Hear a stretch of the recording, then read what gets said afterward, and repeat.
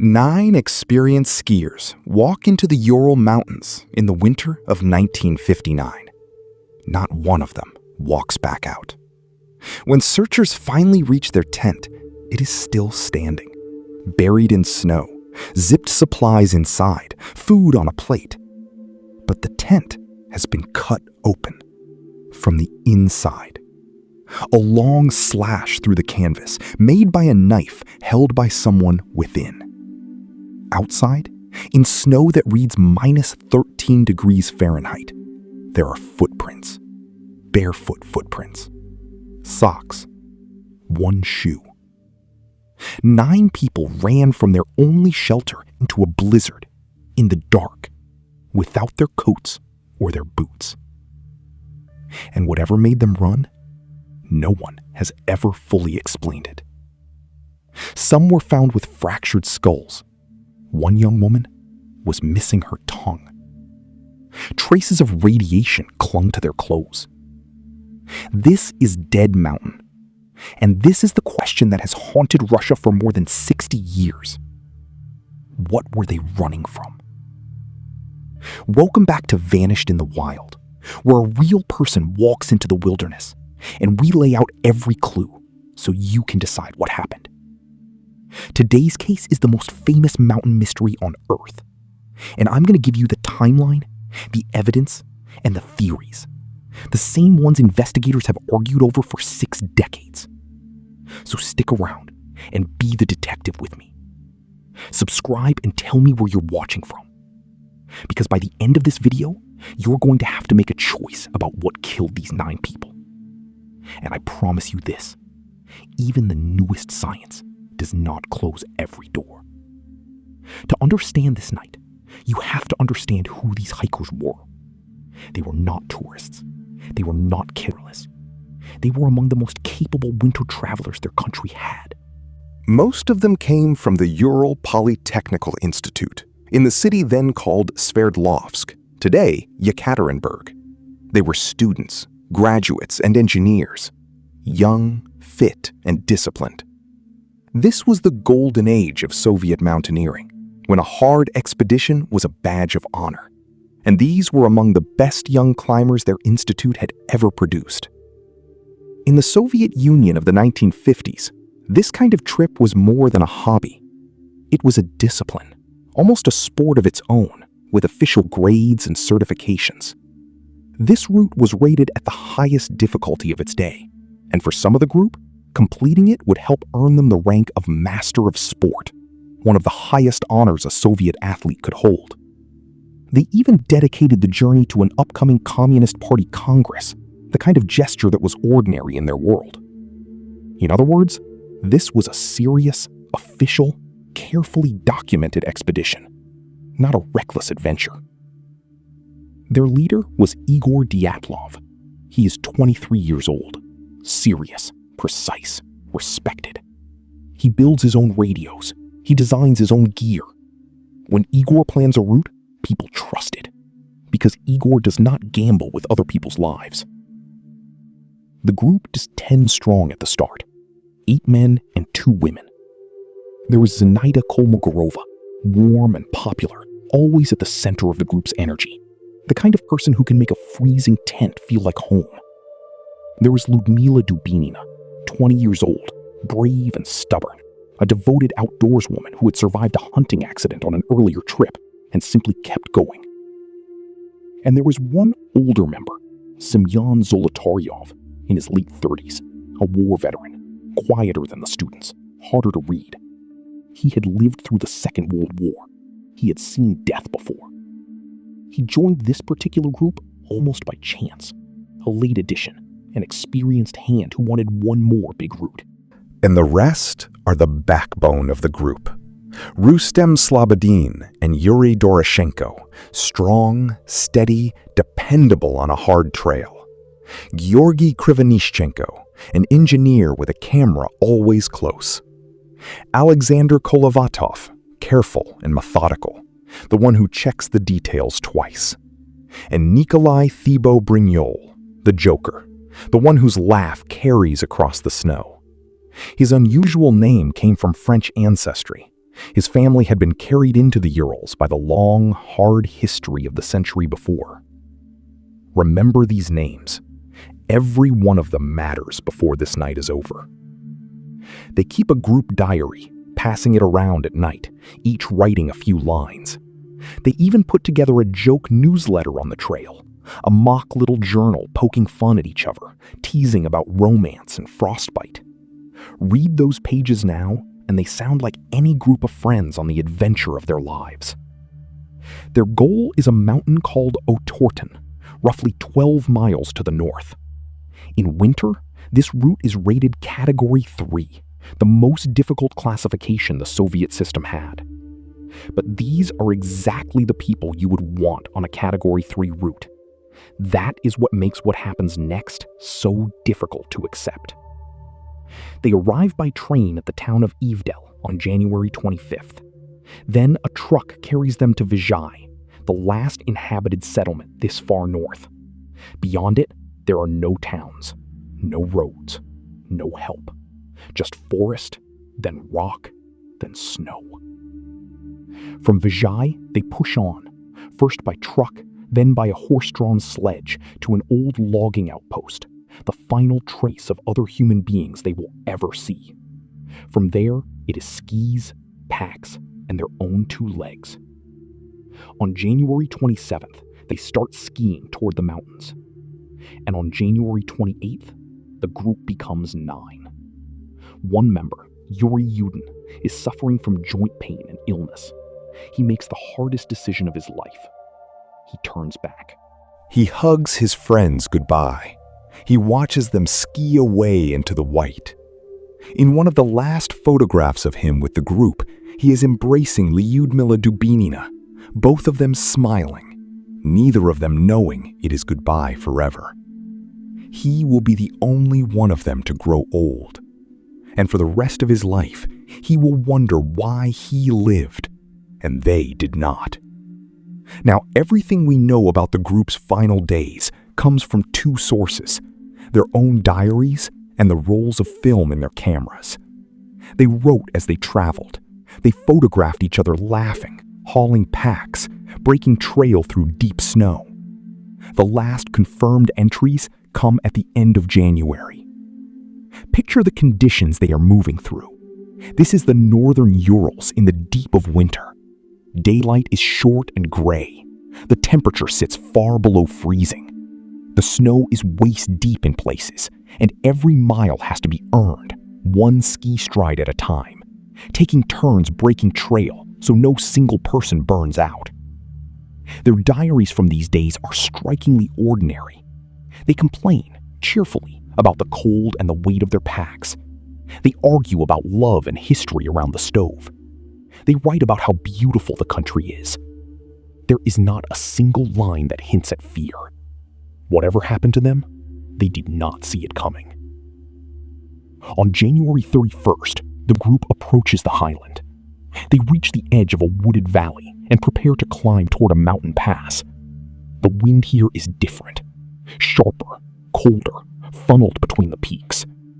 Igor notices it. He decides not to fight it that day. They pull back into the trees, make camp, and wait for a better window. They cache surplus food and gear in the forest, a stockpile they called a labaz, to collect on the way back. It's a smart move. Travel light going up. This is the decision of experienced people. It is also, in hindsight, heartbreaking. That cache is proof they fully intended to come back this way. Then comes February 1st. This is the last full day of their lives, and they spend the morning doing something ordinary: resting, eating, repacking, building the cache. Late in the day, they set out and begin climbing the slope of a mountain the local Mansi people call Kholat Syahol. The name translates, chillingly, to Dead Mountain. The name has nothing to do with them. It is far older, but it will haunt every retelling of this story. Investigators believe the group may have intended to cross the pass, but visibility that day is brutal. Wind, blowing snow, a whiteout. In conditions like that, you can lose sight of the person a few feet ahead of you. The mountain and the sky become the same colorless wall. At some point, they drift off course, up the exposed flank of the mountain, instead of dropping into the shelter of the tree line about a mile below. And here they make a choice that people still debate today.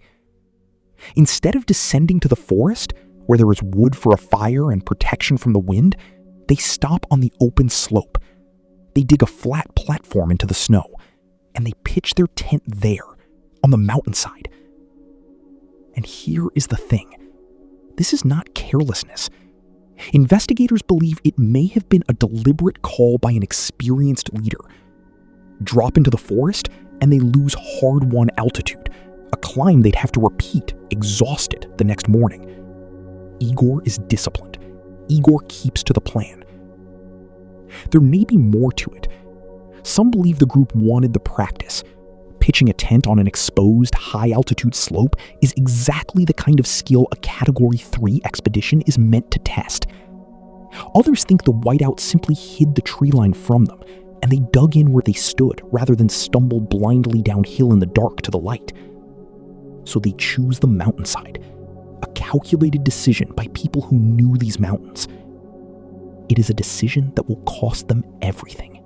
Now picture the evening. They dig into the slope. They raise the tent, tie it down, weight the edges with skis and packs. Inside, they lay out their belongings the way they always do. Boots lined up, stove packed away, a place for each person. They change into dry things for sleeping. Some are in socks, some are barefoot. This is normal. This is what you do inside a warm tent, sealed against the storm. One of the last photographs ever taken shows them in the fading light, shoveling snow, setting up camp. There is even a frame that may show them settling in for the night. Grainy, dim, ordinary. There is one more frame on the recovered film that no one can fully explain. A blurred smear of light and motion, taken at the very end of a roll. Some think it is just an accidental exposure as a camera was packed away. Others stare at it and wonder if it caught the first instant of whatever came. We will never know. They eat. There is evidence of a last meal, sliced food, or relaxed camp. Nobody in that tent is expecting to die. In their diaries, there is no fear, no warning.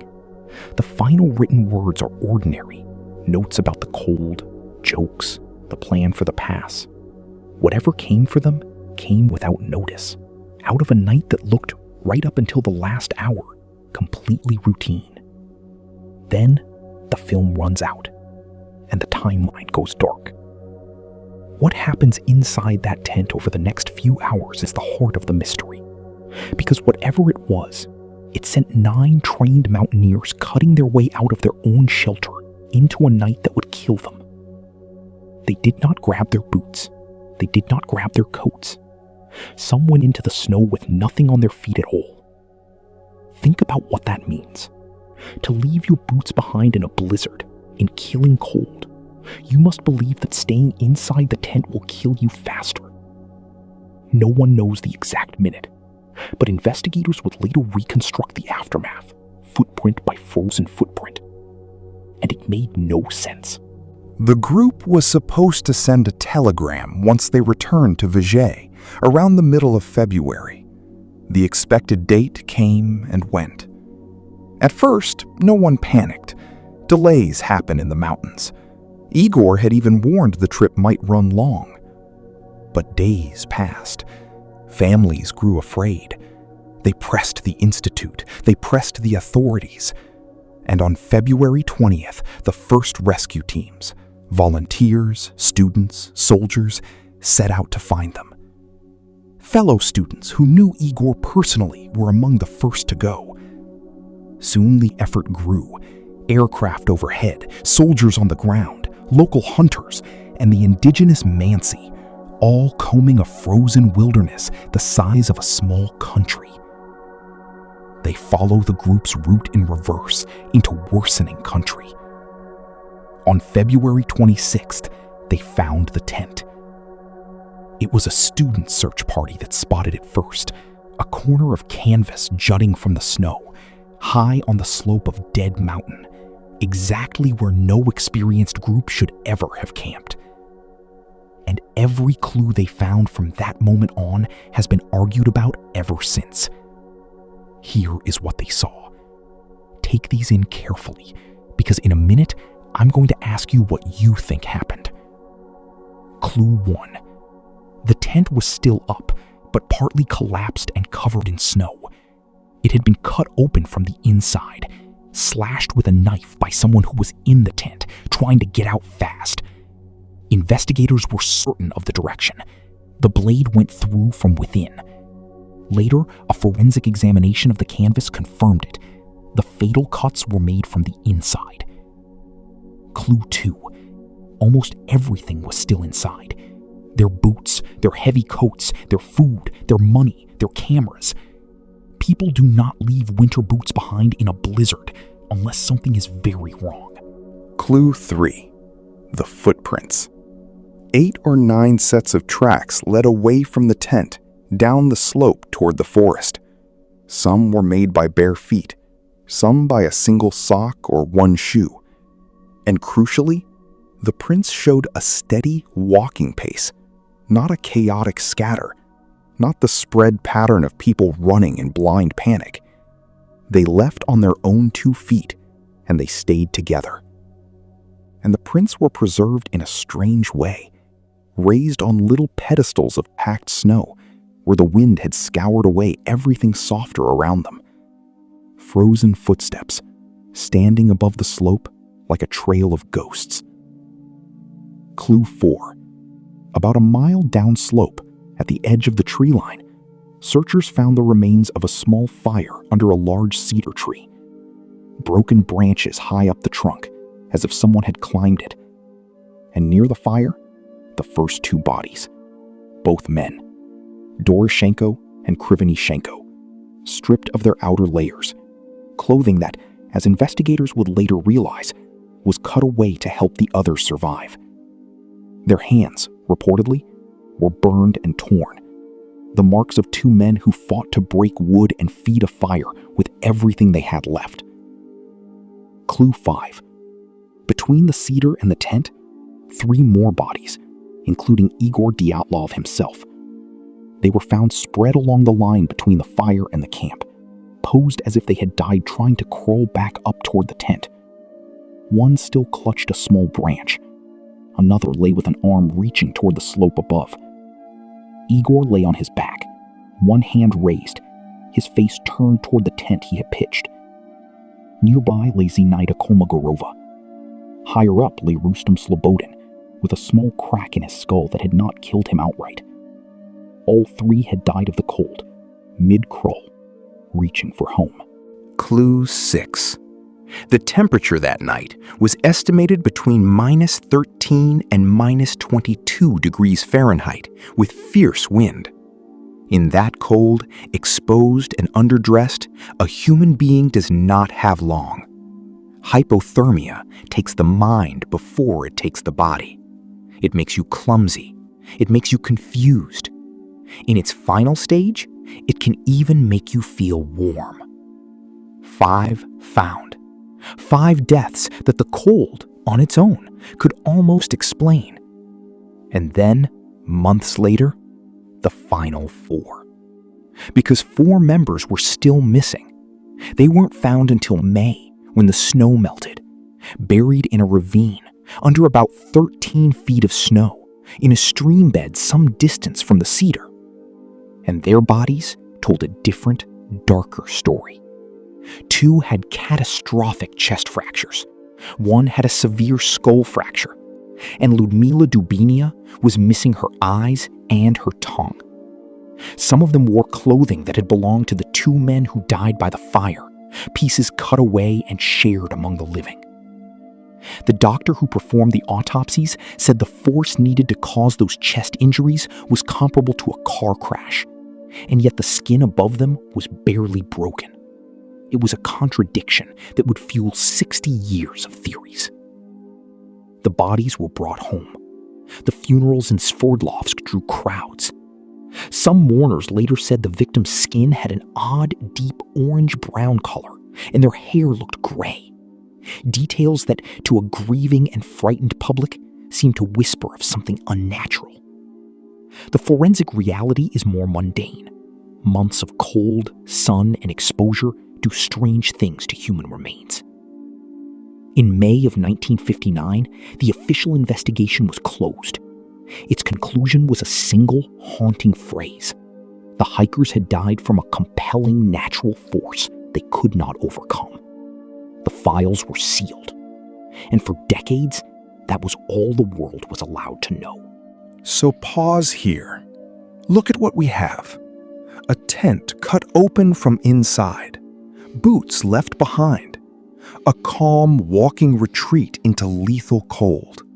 A fire under a cedar. Bodies climbing back toward the shelter they fled. And 4 more, hidden deep in a frozen ravine, crushed by a force with no obvious source. What do you think happened? Drop your theory in the comments. Then, let's see if the evidence agrees. Okay, let's build the case. There are 4 main theories worth your time, and I want you to weigh the evidence for and against each one. But first, understand why this case never died. The Soviet authorities sealed the files. The area was closed to hikers for years. In a country where the government controlled the story, silence like that is an engine for suspicion. When people are not told what happened, they fill the gap themselves, with weapons tests, with monsters, with cover-ups. For 60 years, Dyatov Pass has been a mirror. People see in it whatever they already fear. So, let's separate what the evidence can actually support from what it cannot. Theory 1. The avalanche. The idea is simple. Snow gives way above the tent in the night. The hikers, half buried or terrified of being crushed, cut their way out and flee downhill to the trees, planning to wait it out and return. The evidence for it is strong. They had cut into the slope to pitch the tent, weakening it. They left in an orderly way, on foot, which fits people escaping a slow danger rather than a monster. It explains the cut tent, the disciplined retreat, the plan to shelter in the woods. And it needs no conspiracy, no weapon, no outside attacker. But for 60 years, this theory had problems. Rescuers reported no obvious avalanche debris, no great pile of broken snow over the tent. The slope was measured at less than 30 degrees, usually considered too gentle to slide. And the avalanche, if it came, struck hours after the tent was cut into. Critics asked, why would trained mountaineers abandon their shelter and their boots over snow that didn't obviously bury them? Why walk a full mile downhill instead of digging back in once the snow settled? For decades, those objections were enough to keep the avalanche theory on the shelf. Hold on to them, because science is going to come back to this. Theory 2. The injuries. Because the injuries are the reason this case never dies. 3 of the hikers had catastrophic wounds. 2 had fractured skulls. 2 had major chest fractures, ribs broken with enormous force. One doctor compared the damage to the impact of a car crash. And yet, in several cases, there was little or no external wound. The force came without breaking much of the skin. That is unusual. That is the detail that makes people reach for extraordinary explanations. And then there was Ludmila Dubinina. When she was found in the ravine, she was missing her eyes and her tongue. Others in the ravine were missing soft tissue too. That single detail launched 1,000 horror stories. Murder, mutilation, something inhuman. The evidence-based explanation is grim but natural. Her body lay partly in running water for months. Soft tissues, eyes, tongue, lips are the first to be lost to water and scavengers after death. Forensic experts have long said this is the most likely cause, not mutilation, decomposition and exposure. The horror is real. The supernatural is not required. The massive internal injuries?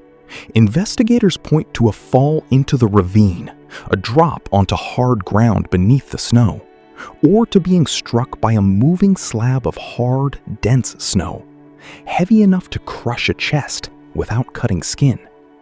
Both are forces without a human attacker. And the barefoot walk, the clothing torn away? There is a name for part of it: paradoxical undressing.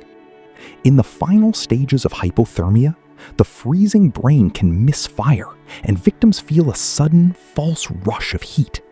They tear off their own clothes. It is well documented in cold weather deaths around the world. It fits a night of extreme cold, not a night of violence. Theory 3. The radiation and the cover-up. Forensic tests found higher than normal radiation on the clothing of a couple of victims. In the Cold War, that lit a fuse. Secret weapons tests, military accidents, a government hiding the truth. Other hikers and locals even reported strange glowing orbs in the sky over the mountains around that time, flying spheres in the night. And it's true the original investigation was closed quickly, with a vague conclusion blaming an unknown compelling force. Files stayed sealed for decades. The area was reportedly closed to hikers for a few years afterward. To many, that silence looked like guilt. But here, the sober explanations are convincing. Some of the hikers carried camping lanterns that used thorium, mildly radioactive by nature. Krivonishenko, one of the men by the fire, had reportedly worked in the nuclear industry. And 2 years earlier, a nuclear accident called the Kishtum disaster had contaminated a region nearby. At least one hiker had lived in that zone. Another had reportedly helped with the cleanup. The radiation may have come with them onto the mountain, not fallen on them from a secret test.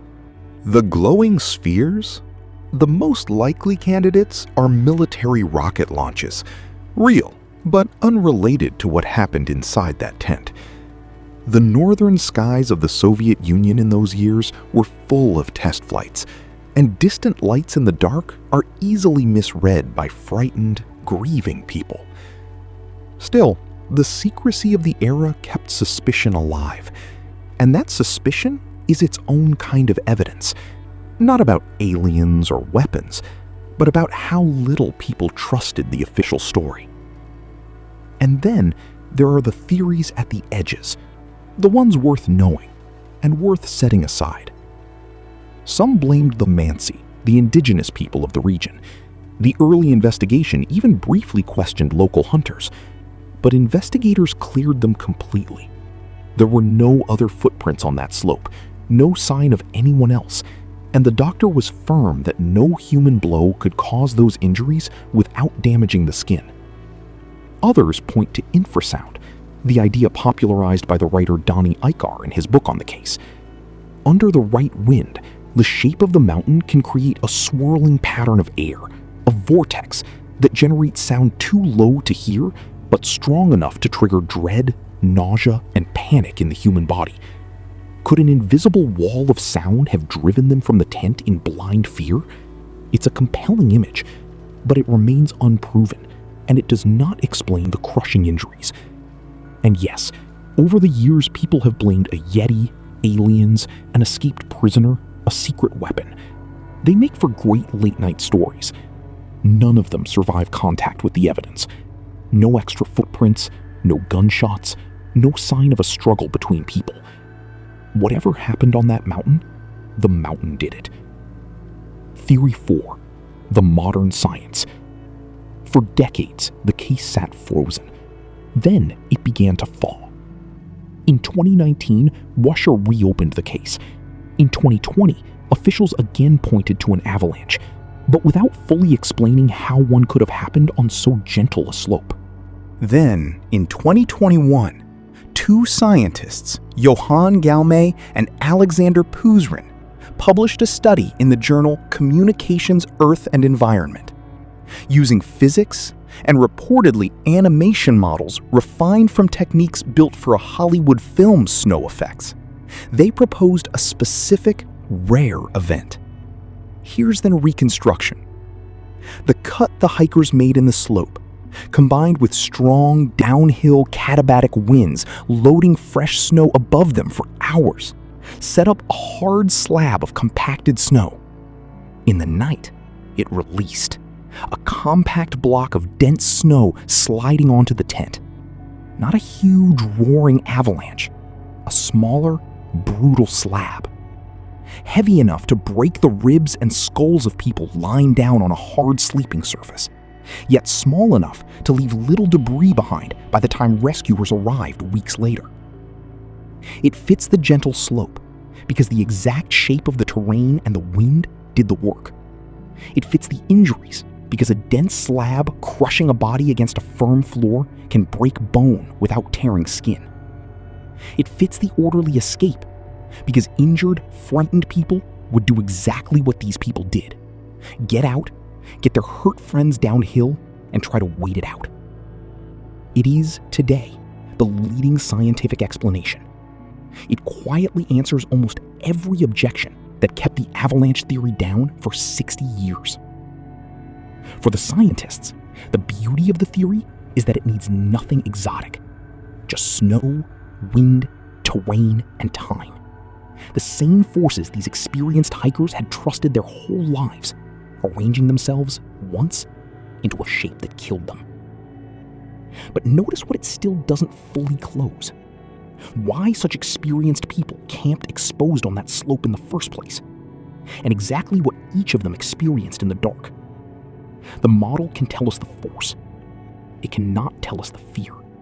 So when we put all the science and the evidence together, the slope, the injuries, the footprints, the fire, here is the most probable story of what truly happened that night. It is not certain, but it is the version the evidence supports best.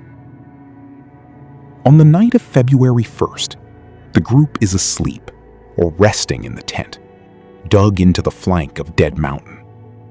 The storm is loud, the walls shake, but they are together and they are warm, and the worst of the day is behind them. Somewhere above them, in the hours since they cut into the slope, the wind has been quietly building a weapon, layer after layer of hard snow, stacking onto a buried weak surface, held in place by nothing but friction and time. Something gives way. A slab of hardened snow, loaded by the wind, breaks loose and strikes the tent. In the dark, half buried, some are badly hurt. A chest crushed here, a skull fractured there, under the weight of dense snow pressing them into the hard floor. Panic is instant and reasonable. They believe more is coming. They believe the whole slope is about to bury them alive. And it is dark, total dark. The weight of snow has pinned the entrance and buried whatever light they had. There is no time to find the flap, no time to work a frozen zipper in the black. So a knife comes out.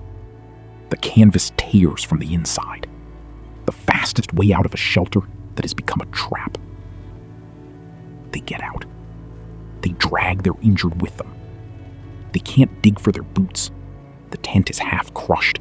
The snow is deep. The wind is screaming. They make a disciplined choice.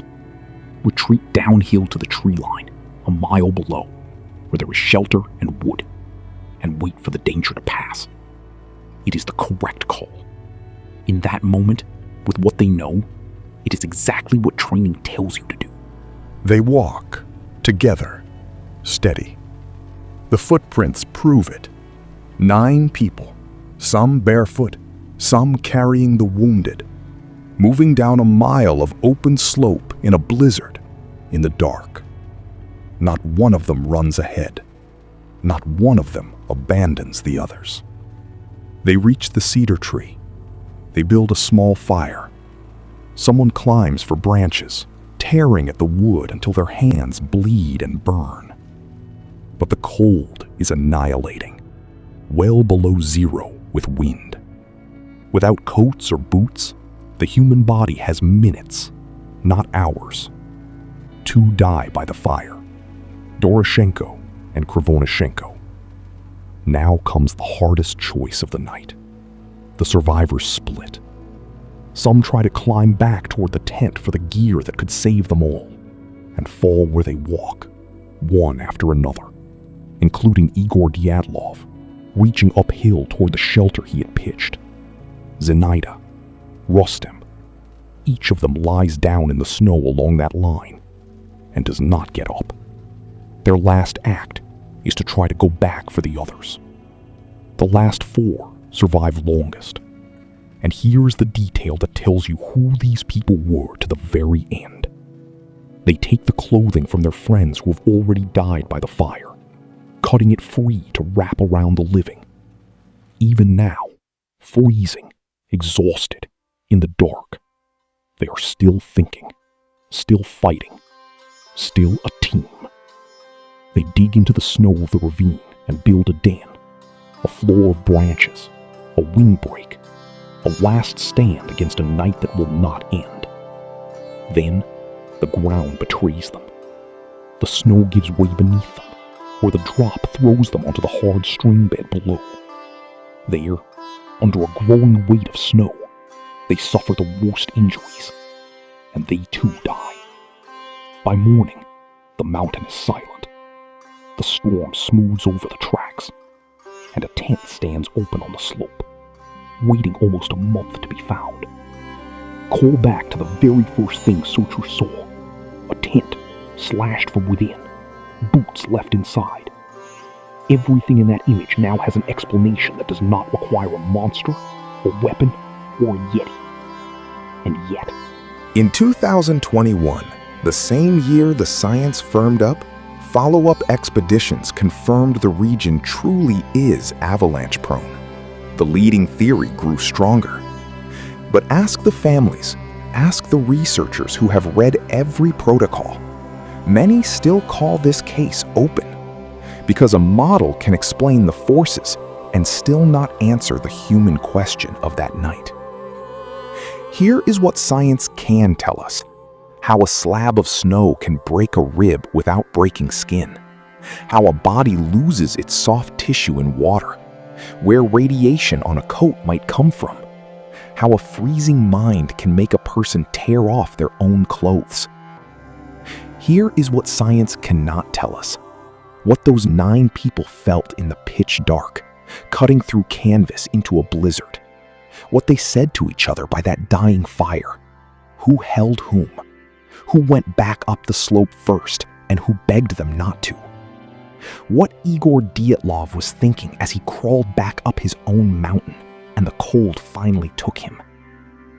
That is the part that stays unsolved, not the physics, the loss.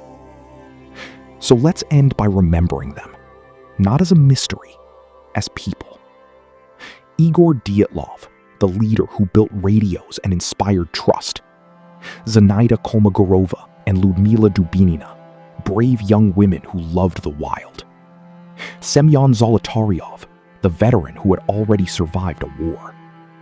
Rustem Slobodin, Yuri Doroshenko, Georgy Krivonyshenko, Alexander Kolevato, Nikolai Fibo-Brignol. Young lives, full of promise, lost on Dead Mountain. Today, the pass where they died carries their leader's name. It is called Dyatlov Pass. In the city they came from, a memorial stone holds all their faces, young forever. And every year, hikers and researchers still make the hard journey out to that slope, some looking for answers, some simply to pay their respects to 9 people who walked into the mountains and never came home. And Yuri Yudin, the 10th, who turned back and carried their memory for the rest of his days. He spent his life gathering documents, attending memorials, pushing for the truth about his friends. He visited their graves for decades. When he died in 2013, he was laid to rest beside them. 9 skiers went up a mountain that already had a name that meant death. 60 years of science has brought us close to an answer. But close is not the same as certain. And maybe that is why we keep telling this story. Not because we love the mystery, but because we refuse to let them be forgotten.